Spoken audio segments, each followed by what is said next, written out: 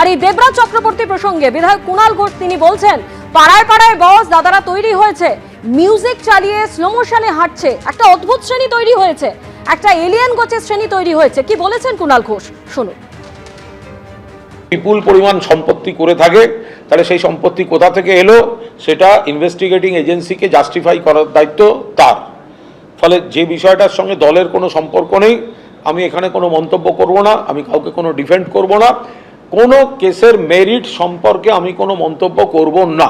কারণ দেবরাজ চক্রবর্তী বা তাদের কোথায় কি সম্পত্তি আছে আমি নিজেও জানি না, সেটা বৈধ না অবৈধ আমি জানি না, আমি কেন খামোখায় নিয়ে মন্তব্য করব। আমি শুধু একটাই কথা, টাইমিংটা ছিল দলে, সেটা হচ্ছে ওই ফেসবুক বা ওই একটা এইসব করে যে আমাদের নেত্রী মমতা বন্দ্যোপাধ্যায়, কিন্তু যদি পাড়ায় পাড়ায় আমরা যদি দেখি এইভাবে তৈরি হয়েছে যে মানে বস দাদা, হ্যাঁ, এই ধরনের সমস্ত, তারপর সব মিউজিক চালিয়ে স্লো মোশনে হাঁটতে হাঁটতে, তো এইগুলো করতে গিয়ে জিনিসটাকে পুরোদস্তুর একটা অদ্ভুত শ্রেণী তৈরি হয়েছিল, একটা এলিয়েন গোছের শ্রেণী তৈরি হয়েছিল, অদ্ভুত, অন্য গ্রহ থেকে আসা, যাদের সঙ্গে যেন মাটির কোনো সম্পর্ক নেই, তারা যেন ওই সোশ্যাল মিডিয়ায় ভেসে বেড়াচ্ছিলেন আর নানা রকম সব মিউজিকের সঙ্গে সঙ্গে।